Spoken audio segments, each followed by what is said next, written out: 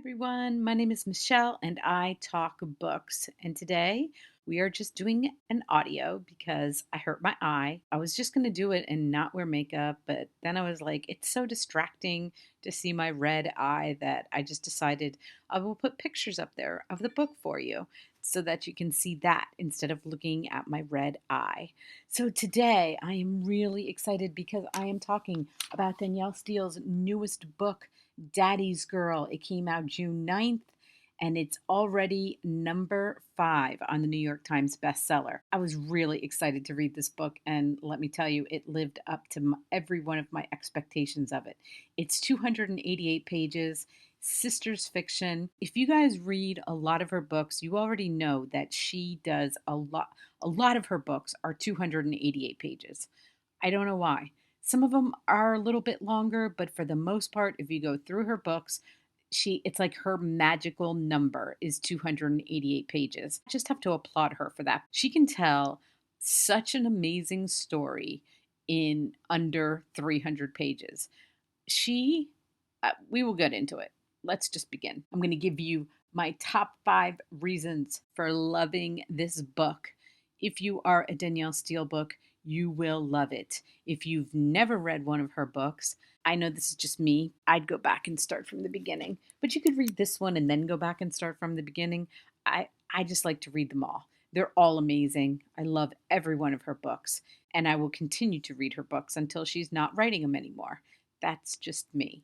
Here we go. I'm going to go backwards. Number 5. You guys know I love sisters fiction. I don't have a sister. I gave birth to sisters, but I don't have a sister. And I think that is why I love it so much. I don't know. I think it's the best genre for women's fiction out there, is this like sub genre of sisters fiction. I think it's amazing. I think it's new. I don't care. I'm so happy that Amazon has it as a genre. If I'm going to read women's fiction, it's one way to just get me in. Number 4, let's start with the story now. We are talking about 3 sisters. The oldest one is Kate. What I love about what Danielle Steele has done here is that sometimes you'll read sisters fiction and you decide really early on, like you like the one sister more than the other sister. It happens. With this trio of sisters, I fell in love with each and every one of them. Let's just set the scene up. Get these 3 sisters. Their dad and their mom are both from Texas. They're ranchers. They moved to California. Their dad, whose name is J.T. Tucker, and none of this is a spoiler alert. No worries. They have these 3 daughters, boom, boom, boom, right in a row. They get told, or young in life, that their mother died. They grow up with this single dad. That is like the first chapter. Kate, the oldest, decides now every one of these sisters has like a different path. She stays with her dad and runs the ranch with him. I'm going to put up on your screen. This ranch is in Santa Barbara.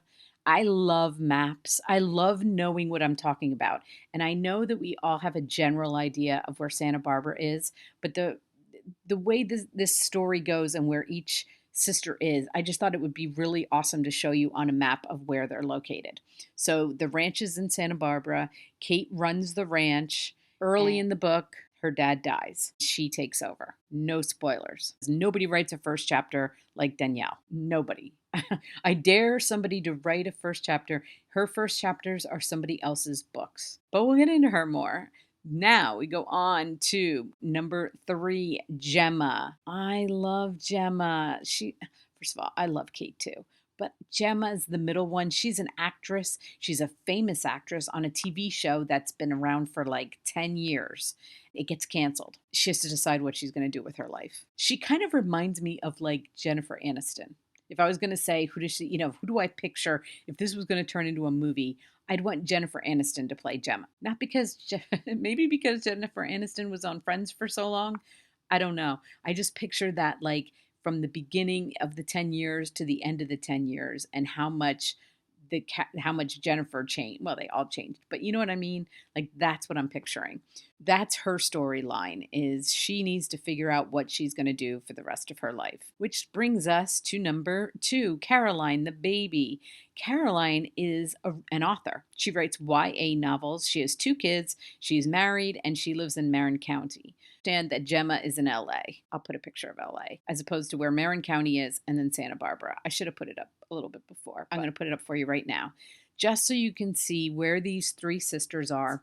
The premise is that they've kind of just grown apart. Even though they don't live that far from each other, they live far enough away that they're not, which to me it's kind of interesting because of how close in age they are. I have granddaughters that are like this. The three granddaughters that are like boom, boom, boom. And they are so attached to each other. I picture them attached for the rest of their life. That's just not what happens with them. Caroline's storyline is like she's the baby and then she's the only one that's married and has children, and she's a YA novelist, fairly famous. Let's go to my number one reason, which is Danielle. Danielle can just write a story. You know, I kept thinking as I'm reading this book, because I'm so used to reading like thrillers and dramatic books, and I'm like, okay, when's it going to happen? Okay, something bad's got to happen. Something here's going to happen. And I kept anticipating that something was going to like throw it off, and like one of the sister, like, I don't know, I just envisioned like something happens. One of the sisters is a murderer and you didn't know it or so. And I was like, wow, I cannot believe that I have become that kind of reader. I needed to sit back and just enjoy it. I was like, wow, I need to just enjoy this for the story that it is. I'm finishing this book yesterday. I finished it this morning, but I was at the very end last night. I decided, because we're into watching old movies and, quarantining and everything, we decide to watch About Last Night. I'm going to put it up on your screen because we were talking about Rob Lowe. We were watching Parks and Rec. And I was like, did you ever see About Last Night? And he's like, no. And I said, oh my God, we have to watch it. So we're watching it. What I realized, because I had seen this movie back in 1986, thought it was one of the best movies that I'd ever seen. Fast forward to now, the movie moves slow. And it's a great movie, but I found myself being like, does anything else happen in this movie? Is there something I'm missing? Is there anything else that happens? It ends, and for all of you who never saw the movie, they get together, they break up, they get back together. That is the movie. It's the original rom-com, but nothing dramatic like happens. That's this book. It's a great story. You fall in love, sisters. You love their storylines. She bounces back and forth in each chapter from each one of them. You just go along for the ride and enjoy it for what it is and stop trying to make it what it isn't. I read the reviews on Amazon after I'm done, and you guys are harsh. A lot of you are like, oh my God, it's perfect. It's perfect Danielle Steel.